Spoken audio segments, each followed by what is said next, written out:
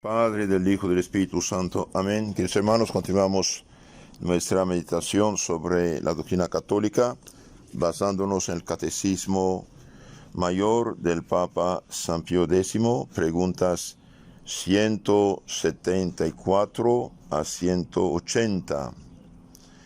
Ustedes saben que el Catecismo es la enseñanza de la fe católica, de la doctrina cristiana auténtica, propuesta por el magisterio, por los obispos, y a su cabeza el obispo de Roma, que es el Papa.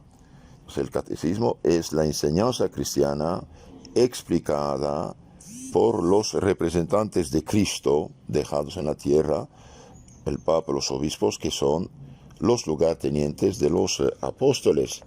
Nuestro Señor Jesucristo dio orden a sus apóstoles: vayan en todo el mundo, prediquen el Evangelio a todas las naciones, bautícenlos en el nombre del Padre, del Hijo y del Espíritu Santo, enseñándoles a guardar todo cuanto os he dicho. Último capítulo de San Mateo 28, 19. Entonces los apóstoles predicaron, enseñaron, bautizaron, dejaron lugartenientes. Es muy importante esto, dejaron lugartenientes, que son los obispos, que son los sacerdotes mayores, los que tienen la plenitud del sacerdocio. Los obispos significan supervisores de los demás sacerdotes auxiliares suyos. Y poco a poco los apóstoles o sus ayudantes pusieron una parte de esta enseñanza por escrito, lo que llamamos Nuevo Testamento o Evangelio, y una parte no fue escrita. Segunda Tesalonicenses 2:15, San Pablo dice: mantened firmemente las tradiciones en las cuales fuisteis adoctrinados, sea de viva voz, sea por carta nuestra. Esta carta nuestra es la enseñanza apostólica, palabra de Dios oralmente comunicada. Entonces la Iglesia sintetiza la enseñanza apostólica, sea oralmente comunicada, sea puesta por escrito. Dice: esto es lo que uno tiene que creer, esto es lo que significa tal o tal palabra escrita de la revelación divina. Hoy, por desgracia, muchos católicos, bajo influjo protestante de un cierto modo, y también para hacer competencia a los protestantes, Biblia, olvidaron la enseñanza del magisterio, de la Iglesia, enseñanza de la fe hecha, explicada por la auténtica autoridad sucesora de los apóstoles. Entonces, continuamos nuestra meditación. Pregunta 174 dice: ¿estamos obligados a creer todas las verdades que la Iglesia nos enseña? Sí, estamos obligados a creer todas las verdades que la Iglesia nos enseña, y Jesucristo declara que el que no cree ya está condenado.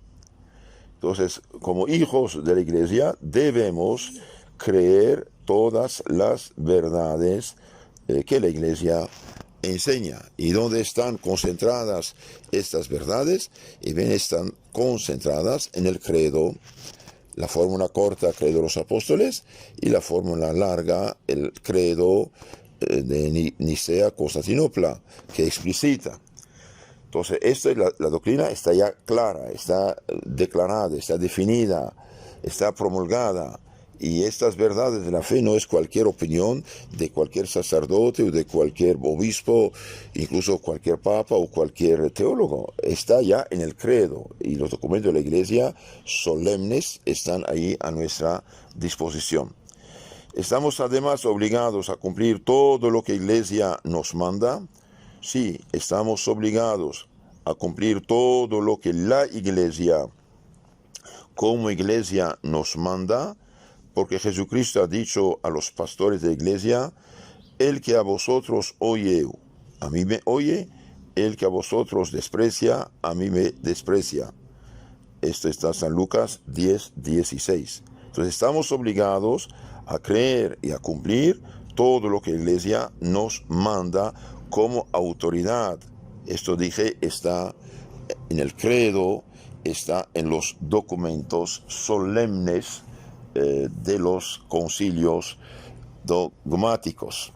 Entonces, no es la opinión de cualquier sacerdote, de cualquier obispo, de cualquier teólogo, que es quien a vosotros escucha, a mí me escucha, quien a vosotros rechaza, a mí rechaza. Ahora, si hay opiniones de personas, esto no nos importa. Las opiniones de las personas, lo que nos importa es la enseñanza auténtica del magisterio de la Iglesia. Hoy, por ejemplo, hay muchas ideas que circulan debido a una cierta decadencia y confusión.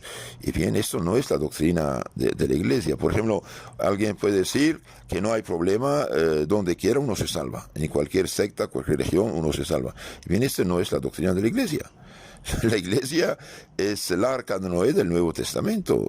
El que está por su culpa fuera de la Iglesia rechaza la enseñanza auténtica de la Iglesia, no se salvará. Dijimos hoy hay mucha confusión. Por ejemplo, en el año 1981, el 7 de febrero, en el Observatorio Romano, edición italiana, el Papa Juan Pablo II dijo lo que sigue, algo muy importante, vale oro ese diagnóstico del Papa.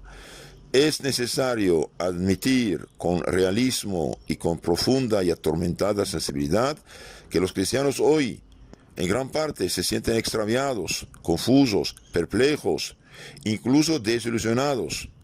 Se han esparcido a manos llenas ideas contrastantes con la verdad revelada y enseñada desde siempre. Y esto no es doctrina de la Iglesia. Ideas contrastantes que se oponen a la verdad revelada y enseñada, esto no es católico. El Papa dice algo más grande. Se han propagado verdaderas y propias herejías en el campo dogmático y moral, creando dudas, confusiones, rebeliones. ¿Qué es la herejía? Es la corrupción de la fe. Tampoco esta enseñanza católica. Un teólogo puede publicar, escribir, decir lo que quiera. Esto no es la fe católica. La fe católica está, dijimos, en el credo y en la enseñanza constante del magisterio de la Iglesia, de todos los santos, todos los papas, de la Iglesia católica. También el Papa dice, se ha manipulado incluso la liturgia. Se ha manipulado incluso la liturgia. Si cualquiera inventa una manera de hacer la misa, bien, esto no es tampoco enseñanza de la Iglesia, es enseñanza privada de gente que no respeta, de hecho, las rúbricas de la Iglesia. También el Papa dice, los católicos hoy inmersos, hundidos hasta la nariz, en el relativismo intelectual y moral. ¿Qué es eso? Relativismo intelectual y moral significa que nada es verdad, nada es seguro, cada quien su opinión. Estamos en pleno protestantismo, inmersos en el relativismo intelectual y moral y por eso en el permisivismo, la inmoralidad de un cierto modo. Los cristianos se ven contentados por el ateísmo, el agnosticismo, iluminismo vagamente moralista, por un cristianismo sociológico, sin dogmas definidos y sin moral objetiva. Y bien, estamos realmente muy, muy lejos de la doctrina católica en este caso. Este texto pueden encontrarlo en italiano, yo tengo el texto, Insegnamenti de Giovanni Paolo II, Enseñanzas de Juan Pablo II, Librería Edición Vaticana, tomo 4, 1, página 235 en la edición italiana de las obras del Papa Juan Pablo II. Y también pueden bajarlo de internet, el libro de Amerio Romano, Iota Unum, Estudios sobre las transformaciones de la Iglesia Católica en el siglo XX, Criterio Libros, Madrid, 2003, página 19 a 21. Dije esto para que quede claro, quien os escucha, me escucha, quien os rechaza, me rechaza, no se aplica a la opinión de cualquier persona, de cualquier teólogo, de cualquier sacerdote que dice cualquier cosa. Pregunta 176.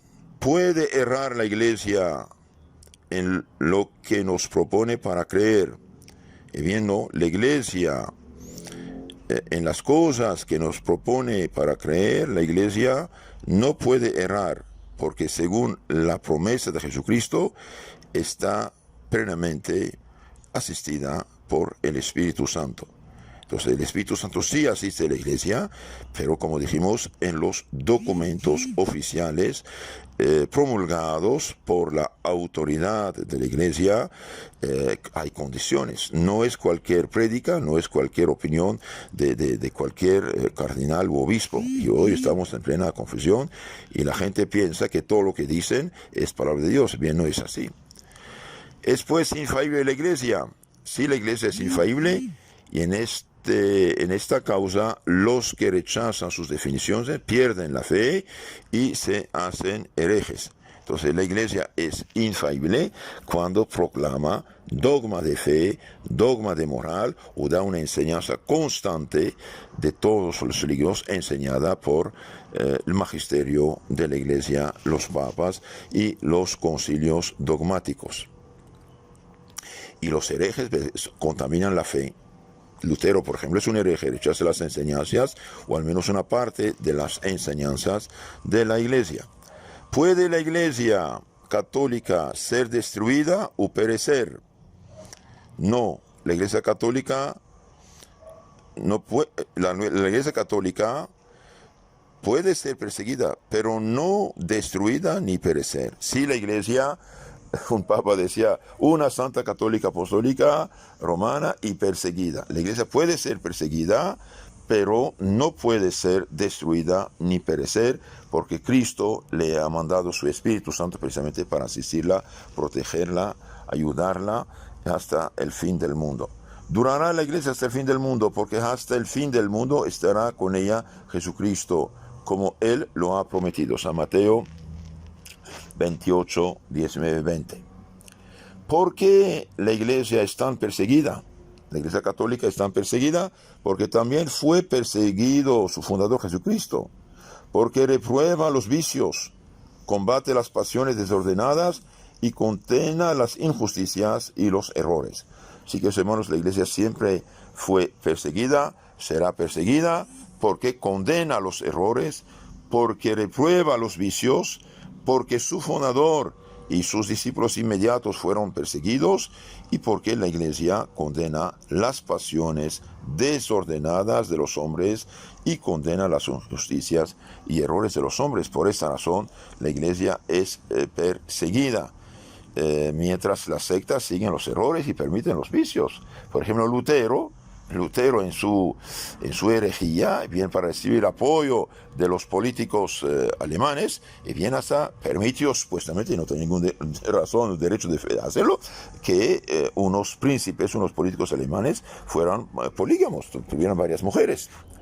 Otro, el fundador del anglicanismo en Inglaterra, este arzobispo hereje que empezó esto, le dio supuestamente un divorcio y el rey se casó 5 veces.